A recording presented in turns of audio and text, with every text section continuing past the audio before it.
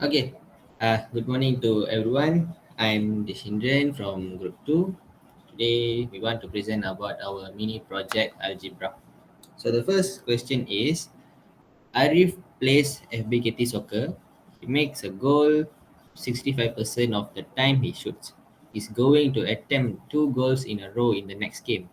A equals to the event Arif is successful on his first attempt.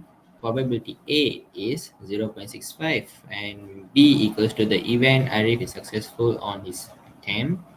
Probability B is 0.65. Arif tends to shoot in streaks. The probability that he shoot second goal given that he made the first goal is 0.90. So the first question is find the probability that he make both goals. To find it, the formula to find it, probability A and B equals to probability B and A. Since probability BA equals to 0.90, the formula to find probability B and A equals to probability BA times with probability A, which means 0.90 times with 0.65, and the answer we get is 0.585.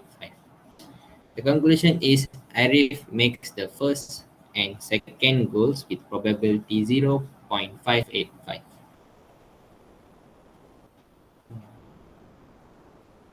Okay. The second question is find the probability that he makes either first goal or the second goal. To find it, the formula is probability A or B equals to probability A plus probability B minus probability A and B. Which means 0.65 plus 0.65 minus 0.585, which is the answer we get from the question A. After the calculation, we get 0.715 as the probability for A or B. The conclusion is Arif makes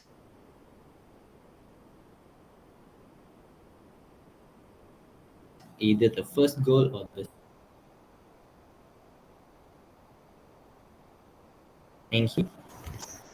Okay, hi everyone. I'm Renusha from Group 2. Okay, now we are moving on to the question 1C. Okay, the question is are A and B independent? So the answer is no, they are not, because probability B and A is equals to 0.585. In the other hand, probability B times probability A equals to 0.65 times with 0.65. So the answer is 0.4225. So the conclusion is probability B and A is not equals to probability B times probability A. So A and B are not independent. Okay, so let's move on to the next question. That is question D. Are A and B mutually exclusive? The answer for question D is no, they are not, because probability A and B is equals to 0.585. To be mutually exclusive, probability A and B must be equals to 0. So A and B are not mutually exclusive. Okay, thank you everyone. Hi everyone, explanation for question 2. Regarding the question, it is given that Y is hourly earning of the employees and T is the years.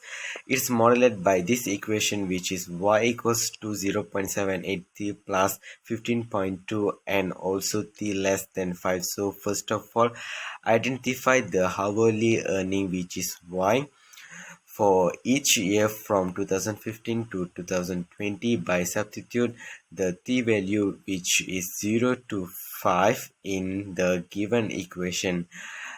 T0 is 2015, T1 is 2016, T2 is 2017, T3 2018, T4 2019, and the last one T5 is 2020 in the given equation. For example, I take 2015 T equals to 0. So just substitute the 0 in equation, so it will come like this: y equals to 0.782 in bracket 0 plus 15.2, so y equals to 15 ringgit 20 cents. Hi, I'm Jayasree. So now I will continue with the explanation given by my friend just now. So after obtaining those values, we have to tabulate them accordingly to the year, t value and also y, as you can see here, the table. So to find the estimated year, the mean hourly earnings must be equal with the value 16.75, and then we have to substitute it in the given equation, which is y equal to 0.782t plus 15.2. So once we substituted the value inside the equation, eventually we will obtain the t value after some calculations. So the t here is 1.98, which is almost 2.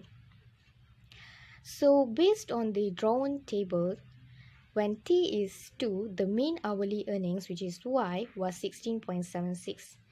Here we can see that the value is almost similar to 16.75 when t is approximately 2.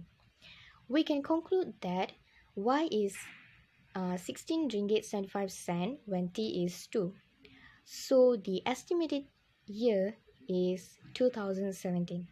So that's all for the explanation for question 2. Thank you.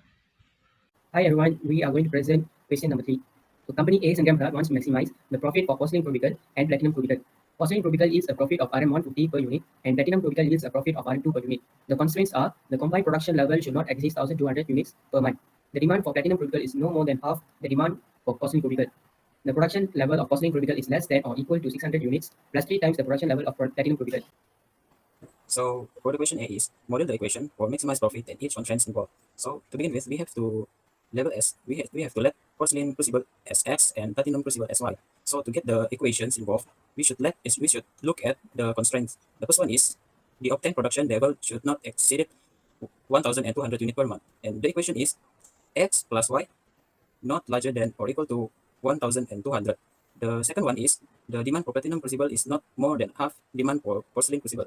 And the equation is y is not larger or equal to 1.5x. And the last one is the production level of the porcelain crucible is less than or equal to 600 units plus 3 times the production level of platinum crucible. The equation for this is x not larger or equal to 600 plus 3y. So for the B, after we draw the graph based on the equation that has been found, we can see that there are 3 meeting points that labeled as the alpha, beta, and gamma. For the gamma meeting intersection point is 600 and 0. For the alpha intersection is 800 and 400. While the last one for the beta intersection meeting point is 1050 to 150. So to continue with question C, find the optimal production level for porcelain cubicle and platinum cubicle.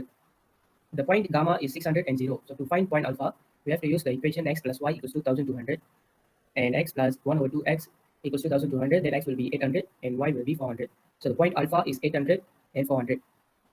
Point beta is, to find point beta, x plus y equals to 1200 and x minus 3y equals to 600. So the y value will be 150 and the x value will be 1050. So the optimum function is 2 equals to 1.5x plus 2y. Therefore, we'll use the point gamma coordination and it will be 900 and we will be plussing 1.5 and 2 with the point beta value, and it will be RM 1875. For the point alpha value, it will be RM 7000. So the most optimal production for the company is to make 800 porcelain cubicle and 400 platinum cubicle. The profit yields will be RM 8000.